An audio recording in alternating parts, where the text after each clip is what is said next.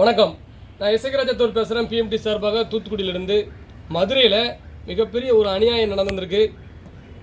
மதிச்சியம் காவல்துறை கார்த்திக் என்ற இட்லி கார்த்திக் என்ற இளைஞர் எலெக்ஷனுக்கு நீ வெளியே இருக்க வேண்டாம் தம்பி, நீ உன்னை சிறையில் அடைக்கும் அப்படின்னு சொல்லி வீட்டில் இருந்த அந்த பையனை கூட்டு போய் சிறையில் அடைச்சிருக்காங்க, ஒரு வழிப்பறி வழக்கு போட்டு.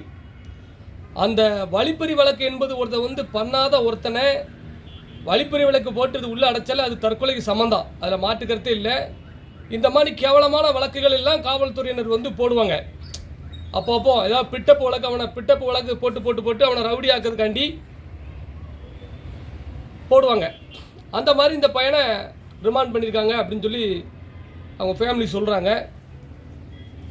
அந்த பையன் இப்போ இறந்து போயிட்டதா தகவல் கொடுத்துருக்காங்க. ஒரு கிட்டத்தட்ட 4 நாள் 5 நாளுக்கு முன்னாடி இறந்துட்டார் அப்படின்னு சொல்லி அந்த உடலை உடற்கூறாய்வு பண்ணும்பொழுது உடலில் காயங்கள் இருக்குது, காவல்துறை அடித்து கொலை செய்ததற்கான தடயங்கள் இருக்குது அப்படின்னு சொல்லி ஆதாரம்லாம் வந்திருக்கு. ஆனால் இன்ன வரைக்கும் அரசாங்கம் அவர்கள் மீது நடவடிக்கை எடுக்கல. உயர் அதிகாரிகள் அப்போ அந்த காவல்துறையை அந்த கொலை செய்த அதை எப்படின்னா கார்த்திக்ங்கிற என்ற ஒரு இளைஞரை கொலை செய்த காவலர்களை காவல்துறை காப்பாற்ற பார்க்கலாம். நீங்கள் மதுரை மாவட்ட காவல்துறைக்கு நான் என்னோட பணிவான ஒரு வேண்டுகோள், அதாவது முதல்ல கொலை குற்றவாளிகள் முதல்ல நீங்கள் அடைக்கலம் கொடுக்காங்க, புரியுதா?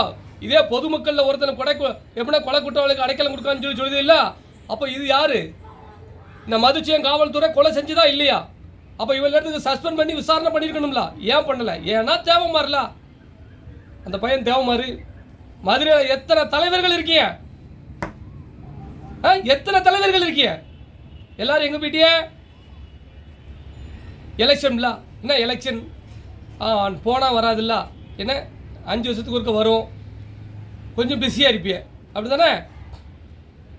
ஏன் கொஞ்சம் கூட உங்களுக்கு நம்ம சமுதாயத்தில் ஒரு பையன் இறந்துருக்கானே, அது என்னன்னு சொல்லி பார்க்க வேண்டாமா? மதுரையில் எத்தனை தலைவர்கள் இருக்கிய?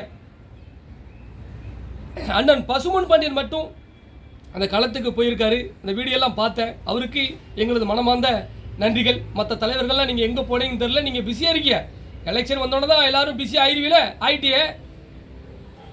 இதை உடனடியாக தமிழக முதல்வர் தன்னுடைய கவனத்தில் எடுக்கணும். தமிழக முதல்வருக்கு முக்குளத்தூர் சம்பந்தப்பட்ட தகவல்களை கொண்டு போய் சேர்க்கக்கூடிய அதிகாரிகள் இல்லை. மேலிடத்திலிருந்து கீழே வரைக்கும் எங்கள் சமூகத்தை சேர்ந்த அதிகாரிகள் இல்லை.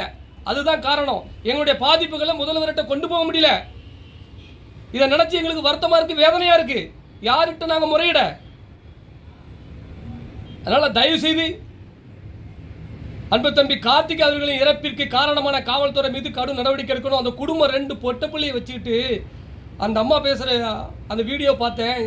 மனச்சாட்சி உள்ள எவனுமே அதெல்லாம் அந்த வீடியோலாம் பார்த்துட்டு நிம்மதியாக வாழ முடியாது. இப்படிதான் உங்களுக்கு அந்த அளவுக்கு என் கணவர் மீது வழிப்பறி வழக்கு போட்டிருக்காங்க.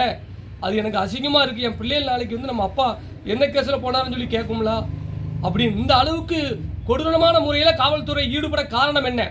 இல்லைனா இது காவல்துறை தான் அடித்து கொண்டுச்சா, இல்லை சிறையில் கொண்டாங்களா? ஏதாவது ஒரு இதை நீங்கள் ரெடி பண்ணணும்ல, நீங்கள் சொல்லணும்ல மக்களுக்கு.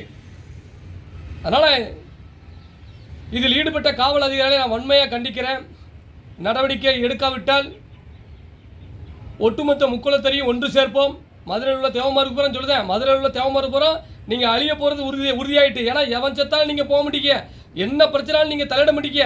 உங்களுடைய ஒற்றுமை கிடையாது. இப்படிதான் உங்களுக்கு குறிப்பிட்ட ஒரு சமூக மக்கள்லாம் எந்த அளவுக்கு போராடுறாங்க ரோட்டுக்கு ஆனால் நீங்கள் பண்ண முடிய பற்றிலா. அதனால் உங்களுடைய அழிவு, மதுரை தேவமாருக்கு அழிவு ஆரம்பமாயிட்டு உங்களுடைய ஒற்றுமை இல்லாத காரணத்தினால இன்னும் எத்தனை பேர் நீங்கள் சாவ போறீங்களோ. இந்த இட்லி கார்த்திக் அவர்களின் சாவுக்கு காரணமான அத்தனை அதிகாரிகள் மீது நடவடிக்கை எடுக்க வேண்டும் என்று மிகவும் தாழ்மையோடு கேட்டுக்கொள்கிறேன். முதல்வர் அவர்கள் இந்த மாதிரி விஷயத்தில் தொடர்ந்து உங்களுடைய ஆட்சியில் லாக்அப் டெத் நடந்துகிட்டே இருக்கு, இதுக்கு கவனம் செலுத்துங்க. இது போன்ற அதிகாரிகளை, இதில் ஈடுபடும் அதிகாரிகளை உடனே டிஸ்மிஸ் பண்ணி கைது பண்ண முயற்சி பண்ணுங்க. அப்பதான் இது போன்று நடக்காதுன்னு சொல்லி நான் கேட்டுக்கொள்கிறேன். மதுரை மாவட்டம் இந்த விஷயத்தில் இந்த காவலர்களை உடனடியாக கைது செய்யணும்னு சொல்லி ஒட்டுமொத்த முக்கியத்துவ சார்பாக நான் கேட்டுக்கொள்கிறேன். நன்றி.